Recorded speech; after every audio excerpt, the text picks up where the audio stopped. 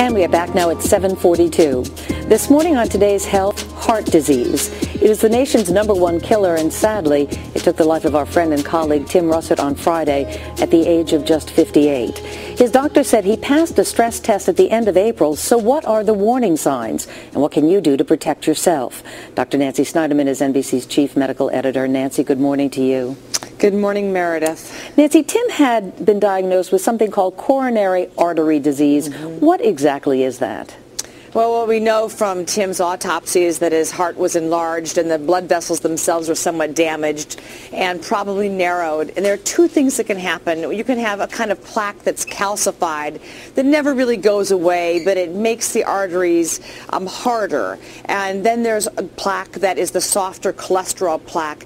And in men, this is more dangerous because it can float off. And when it floats and clot forms over it, it literally sort of picks up and like a bullet goes down that artery, and where it lodges it causes problems. And in Tim's case, lodged in the main artery that supplies heart blood flow to the heart muscle, and with that the heart immediately stops working, there's an arrhythmia, and a person dies suddenly. So when they refer to a coronary thrombosis, are they referring to a heart attack then, or?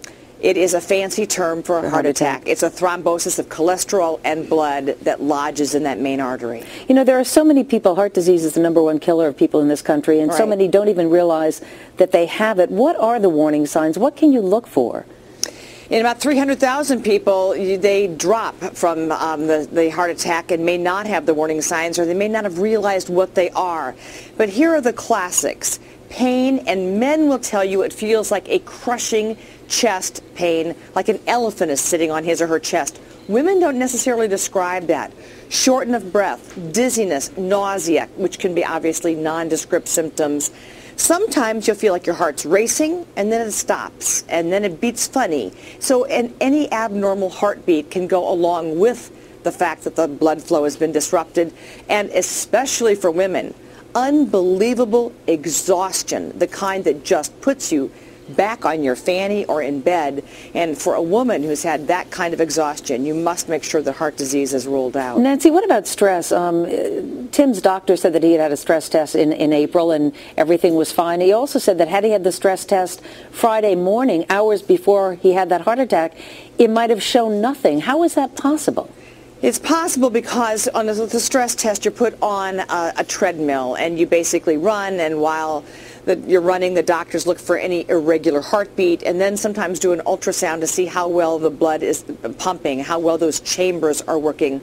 But there is other imagery, and I'm not sure, what Tim was on and whether he had it, but if you know you have heart disease, there are some things you can ask for. Should I be on a statin? Should I be taking aspirin? And are there other imaging tests that can show me specifically how the blood vessels in my heart looked?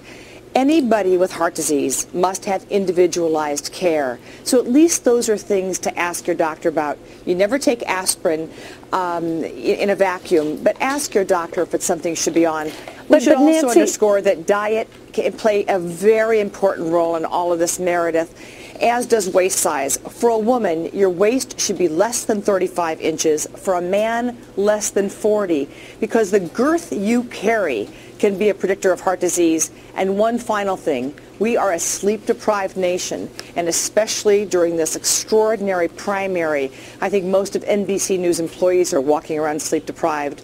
The less sleep you get, you're at increased risk for heart disease. But the thing about Tim, Nancy, that he seemed to be doing everything right. I mean, he was exercising, he was on medication, he was trying to watch his diet, he was undergoing these stress tests. I mean, was this something that could not have been avoided? Is there anything that could have prevented this in his case? I think that with some of the sad cruelty of Tim's leaving us way too early is that we have tests, we have extraordinary technology. Tim's had great doctors. Tim followed orders, and yes, tempted to eat sometimes bad food on on the campaign trail, but sometimes even beyond the science that we have at hand, there are nuances and things that happen beyond our control.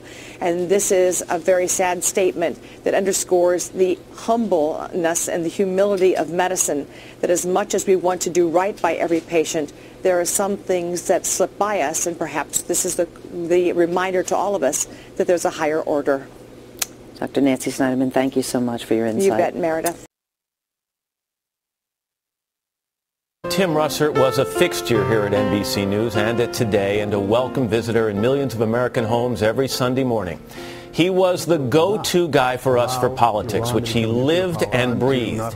He loved the rough and tumble of the political campaign, the push and pull of trying to pin politicians down on just what they meant, and of course just where they stood. Tim will be remembered as a gentleman and a giant in his field. And the only thing he was more passionate about than politics was his family. His wife Maureen, his son Luke, his father, whom he affectionately called Big Russ, and his 3 sisters. Tim died of a heart attack Friday afternoon while doing what he loved, preparing for yet another edition of Meet the Press. And as news spread of his death, statements of sympathy immediately started pouring in. With a special edition of Today remembering our friend and our colleague Tim Russert. He collapsed on Friday at NBC's Washington bureau, and attempts to resuscitate him proved unsuccessful. Tim died of a heart attack at the age of 58.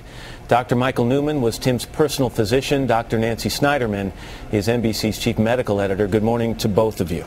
Good morning. Dr. Newman, I know this is a tough morning. You were at the hospital with Tim on Friday afternoon. Can you just take us through in layman's terms what happened? As we've been discussed, Tim did have coronary artery disease. He had absolutely no symptoms related to his coronary artery disease. It was managed with respect to his risk factors of blood pressure, cholesterol, and Tim himself was always struggling, as many of us do, with weight and trying to stay in shape. He had a stress test, a stress echocardiogram, which is a more sophisticated type of stress test, April 29th, and it showed excellent cardiac function at a very high level of exercise, and no evidence of coronary insufficiency. Let me just stop you there, Doctor, because that, I think, is what so many people find so shocking. A stress test back at the end of April showing, as you just said, no signs of diminished cardiac function. So how does this happen just a couple of months later? Tim would have passed a couple of weeks later. Tim would have passed the stress test yesterday morning. In fact, he was on his treadmill, and he pounded away on that treadmill almost every morning that he was here in town. In the green room, I was just talking with one of the folks, and let me try and illustrate that. I just have a few papers here that I'm going to roll up into a tube that represent a coronary artery. And as you can see, the flow looks fine. What you have to imagine now is that there's some cholesterol taken by this piece of Kleenex in the wall of the coronary artery, but it doesn't restrict blood flow. So on a stress test, because there's no restriction of blood flow, he will have a normal stress test. What happens, however, is that the cholesterol ruptures into the channel of the coronary artery, and that causes a sudden thrombosis, a blood clot, and that limits blood flow, causes the heart attack. That led to a ventricular fibrillation, which is a fatal arrhythmia and sudden death. That is the mechanism. Rupture of a cholesterol plaque causing acute thrombosis. Nancy, let me bring you in on this. I know you'd like to say a few words about Tim, but also this idea that he could have a stress test so close to the actual event that claimed his life. It's got to be very alarming for a lot of people out there. Well, it is, and it underscores one of the big myths, and that is that young people can have heart disease.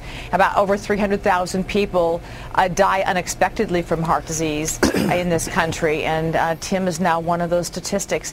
You know, I'm a relative newcomer to NBC News, and Tim welcomed me with open arms. He would always call me Doc.